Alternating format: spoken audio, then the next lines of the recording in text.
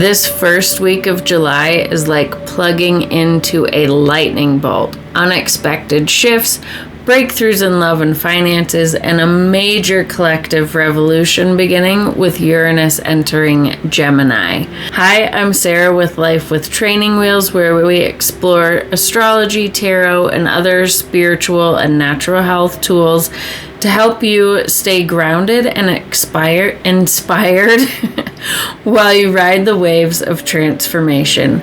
If that sounds like your vibe, hit the like and subscribe button so you don't miss any of the upcoming weekly astrology, daily tarot for growth challenge questions that I have curated this month to align perfectly with the astrology. And other transformational content I've got geared up for this month. Okay, so this first week of July 1st through 7th, is one of sudden shifts and energetic realignment. So here's the lineup and what we've got going on. July 1st through 3rd, pretty quiet. Nothing really going on other than the daily moon movements. July 4th is big. We have Venus in Taurus conjunct Uranus in Taurus. And then shortly after that, Venus will enter Gemini. We also have Neptune stationing retrograde. All of those are big events, all on the same day.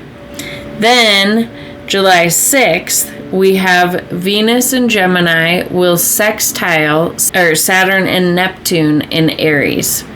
So Venus is having a pretty big week this week. And then July 7th, Uranus will enter Gemini. This is the big collective revolution that we're going to be starting. And Venus in Gemini will trine Pluto in Aquarius. So Venus is having a huge week.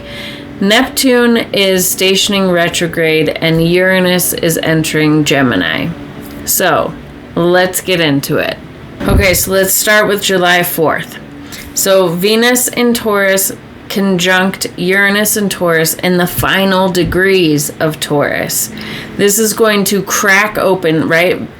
Uranus is the sign of unexpected shifts. It's the sign of breakthroughs. It's the sign of stepping outside of the box. It's the sign of sudden insight, sudden inspiration. Like it is the saying with Uranus is expect the unexpected. So this, and Venus is the planet of love and money, right? And beauty and art and stuff like that. So this could crack open your relationship with stability, value, and self-worth. There could be some shakeups or surprises with either love or money. And surprising news or desires. Venus is also our desires, right? So something surprising in that arena may show up for us. On the world stage, we could also see something shocking regarding financial systems, or Taurus is also like food related things, so there could be something regarding that.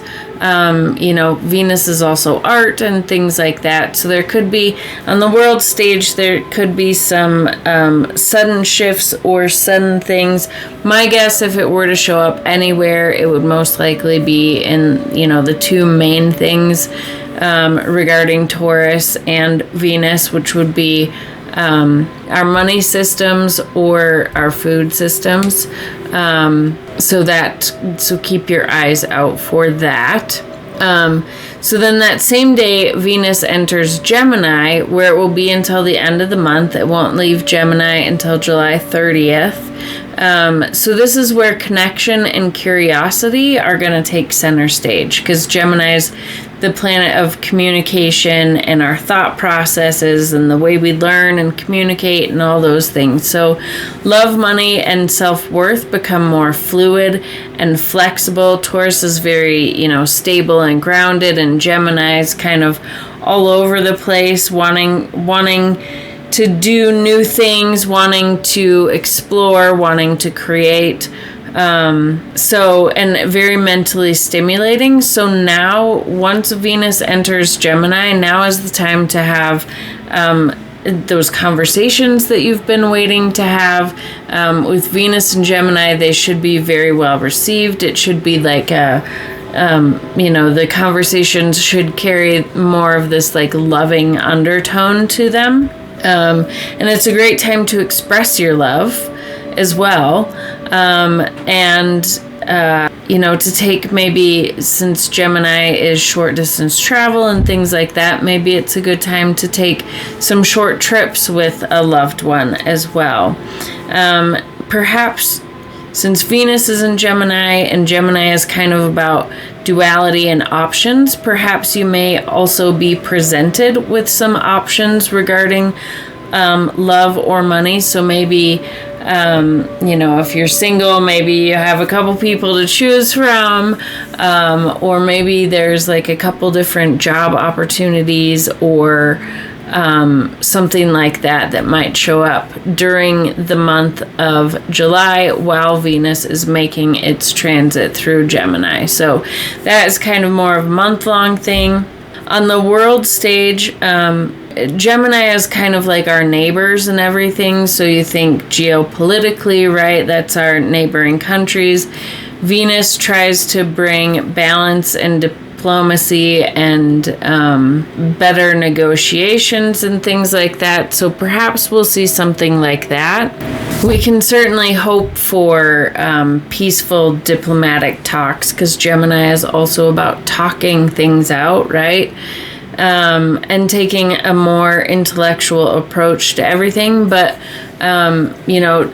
Gemini's new ideas and everything. So with Venus being there could be, again, some new things coming in regarding, or new information coming in regarding finances or money.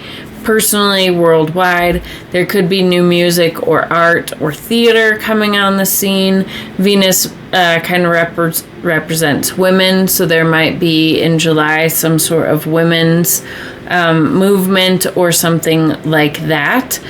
So those are the things to keep your eyes out for on the broader stage. Meanwhile, we have Neptune stationing retrograde in Aries, beginning a long internal journey of spiritual deconstruction and clarifying where fantasy has veiled truth.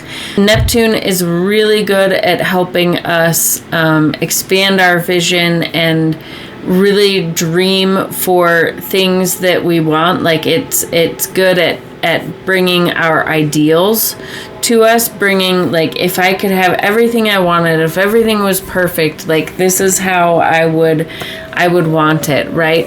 But the problem with that is we can kind of get lost in the fantasy of things. We can get lost in illusion or delusion. So when it turns retrograde, it's a period where we get the chance to kind of look at the things we've been dreaming about and hoping for and things like that. And in Aries, the things that maybe we've been starting to go after, right? Like we have these dreams, these visions, and with Aries, we have the drive to go after it. Well, with Neptune turning retrograde in Aries, we'll have the opportunity to really go internal and be like, this is a great vision, but is it based in reality at all? What parts of this vision can I actually harness and bring to life, and what parts is just fantasy? And also Neptune can kind of hide truths as well. So where has some truths been covered up, right? So it'll be retrograde in Aries until October, and then it's going to go back into Pisces until about the spring of 2026 before it re-enters Aries for its long stay there. Keep your eyes out. I will be doing some series since we have so many major planetary shifts. I do plan on doing videos covering each of those shifts and how they are going to impact each sign very in depth. So keep your eyes out for that. Hit the subscribe button so you can be notified when I do post new videos like that. But so that's July 4th. And then July 6th, we also have a lot of Venus movement. So July 6th brings a powerful Venus sextile to Saturn and Neptune in Aries. So this is especially with Saturn, this is offering grounded inspiration, and then Neptune is the inspiration, right? So this is an ideal time to start building something real out of a dreamy idea. Also a time to, Venus just had a conjunction 2 days ago on the 4th with Uranus. So there was something that perhaps suddenly appeared, something that suddenly disappeared. Like there were some perhaps shocking things that happened regarding Venus, and now it's sextiling Saturn and Neptune to kind of bring in whatever change it, like ground in whatever needs to be grounded in, and to start building that foundation and grounded inspiration. So whatever got shaken up, now it's time to start building or rebuilding, kind of like with it being in Aries, kind of like a boots to the ground type energy, as they say, and take whatever action is necessary with the changes that need to be made or are being made in regards to your love or finances or any other Venus related themes for you. So then on July 7th, we have Uranus entering Gemini. This is beginning a collective tech revolution. Mind. Gemini's our mind. Uranus shakes things up. And nervous system. Uranus governs our nervous system as well. And Gemini is like very stimulating, right? So this is beginning a 7-year cycle of having overstimulated nervous system. Yay! So if you do suffer from anxiety, this is just coming to me. If you do suffer from anxiety or anything like that, definitely keep an eye out for that for the next 7 years. Just because Uranus does rule the nervous system, and Gemini can be very overstimulating, right? It's all this information, it's all these options, it can be too much. So just make sure that you have a good grounding practice, and if you don't have a good grounding practice, certainly reach out and I can help you develop one, potentially based on your natal chart, what would work, what types of grounding practices would work for you best. But yeah, Uranus entering Gemini, this is going to be 7 years of collective technological advancements. Gemini rules technology, it rules communication like social media, that type of things. So we might see a lot of new things being rolled out there. Information, it's definitely going to bring a lot of shock and new breaking out of the box with regards to news organizations and how we get our news, how our news is developed. I think there's certainly a lot of AI stuff going on, and with how good it's getting, it's hard to trust what we're seeing right now. Because AI is so good, it's hard to tell what's real and what's not, and that's only going to keep progressing. It's only going to keep getting better in that sense. So this is a big revolution. And then revolution, Gemini is our communication process. It's also our thought processes and our how we think, how we digest information. Perhaps there's going to be a lot more than we've already been having. Paradigm shifts for a lot of people, which may be difficult. As new information comes in and we learn new things, it might be shocking, and we might have to completely change the way that we've always thought about something, and that can be very destabilizing, right? It can be very exciting too. Like, it's not all bad. Like, information coming to the surface to make things better is overall a good thing, but it can be destabilizing and things like that. So also, as I talked about in my summer solstice and Cancer season video, which I will link to right here, Uranus and Gemini seems to often signify war. And that is because Uranus and Gemini, it is this thought revolution, right? It's this belief system revolution.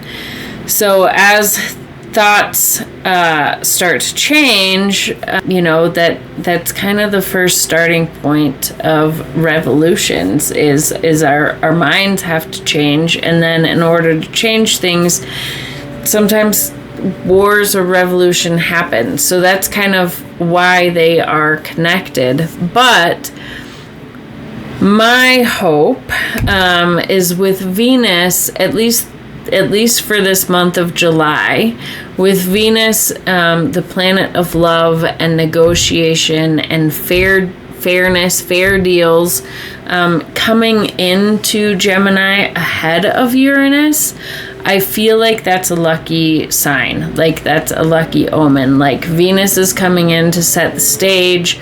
Neptune's going retrograde, so it's like, maybe we've acted a little too harshly, too quickly on some things, right?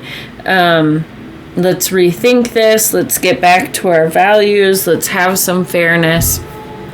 So I'm hoping that Venus coming in ahead of Uranus into Gemini will be a good thing, and there can be some more diplomatic talks and potential negotiations and things like that, at least for July, but we shall see. So anyway, Uranus either way is going to shake things up over the next 7 to 8 years collectively, as well as personally for you individually, with tech, communication, news, ideas, even your internal dialogue.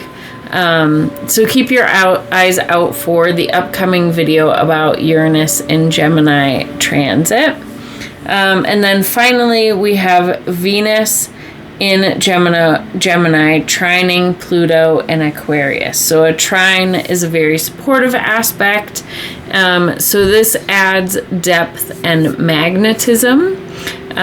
Pluto kind of is power, and it can be a very magnetic energy. So Venus trining that, there might be a lot of magnetism in your romance, your voice, your ideas, your connections may have more power than you realize around the 7th of July. So next up, I'll be getting into how this week's energy is heading each sign. Remember to look for your rising sign, your sun sign, and your moon sign. They all give a little bit different indications. Rising sign generally shows where things are going to be showing up in your life. Sun sign is going to be more career and drive oriented, and moon is going to be more oriented towards like how things are feeling in the home or how your emotional world is kind of feeling. And you may resonate with one more than another, depending, number one, on the stage in your life, and on your personalized chart. And if you want me to take a quick look at your chart to see which sign most likely resonates with you the most, if you're having trouble figuring it out, and which one maybe is most important for you to listen to, check the link in the description below. You can book a 10 to 15 minute reading with me to have me just look at that in your chart and look at, things like whether you were were born day versus night, just kind of the configuration of your chart to see how important your rising sun, moon sign are when you are looking at things like this. And then, by the way, also, if you want a more personalized take on these energies and how they're hitting your chart in particular, and if they're, hitting any of your personal planets or anything like that, I am offering 30-minute astrology sessions where we break down where these transits are landing specifically and what planets they are interacting with for you personally. So comment below or check the link in the descriptions if that interests you. Or if you're more into tarot, I also offer one-to-one versions of my weekly spreads that I'm going to be putting out that are aligned with the current week's astrology. So that'll help get you grounded with spirit and with what is going on for the week ahead. So same, comment or check the link below if that is in the description box below, if that is something that you are interested in. I should be posting later on today what the tarot spread for the week is coming up. This week kicks off some serious big shifts, and if you're feeling it, you are not alone.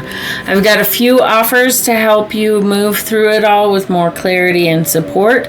Number one, I'm launching, since it's July 1st, July's Tarot for Growth daily challenge. So I'm posting a daily tarot challenge prompt over on my community tab that is aligned with the astrology for the day to help you reflect and reconnect and kind of make sure that we're harnessing the energy in the most aligned way, right? So you can follow along in the community tab for the daily posts, or click the link in the description for a PDF calendar of all 31 days all at once, so you can work through it at your own pace.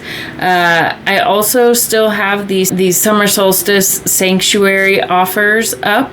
So those offerings, we're still writing the energetic blueprint of Cancer season and of the summer season, which kicked off with the summer solstice. So check out that video, but also check the links below for my seasonal offerings related to that.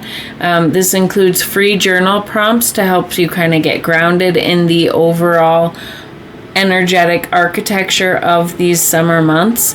I also have a 29-page guided workbook to help you align with the astrology of the season, and 2 tiers of personalized astrology readings, as well as a one-on-one sanctuary tarot spread to support your journey inward during this Cancer season and summer season. Then I also have, even though it is the end of June's Men's Mental Health Month, men's mental health isn't just an issue in June, right? So it's a year-round issue that all too often gets swept under the rug. So I'm continuing my men's mental health offerings into at least July, but probably even beyond that. But I just wanted to remind you of that.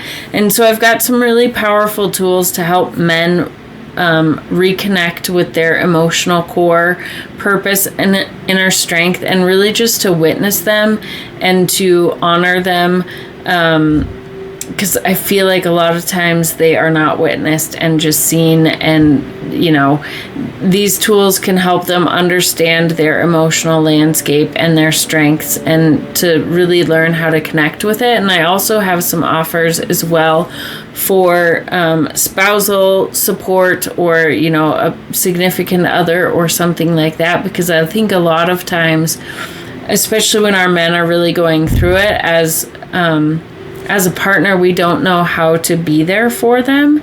And so I've created an offering, especially for the partner of a man, to, based on his astrology, based on his personal makeup, how you can best support him when he's going through a tough time and what works best for him. So please let me know. Check the link in the descriptions, or certainly share this if you know someone who might need that as well. well. So if anything in this video resonated, drop a comment and let me know your rising sign or what part of the week you're most looking forward to or most nervous about. I do love hearing from you, and thanks for watching. And remember, this week isn't just happening to you, it is happening for you. You've got this, and until next time, stay grounded, stay open, and keep listening to your inner compass.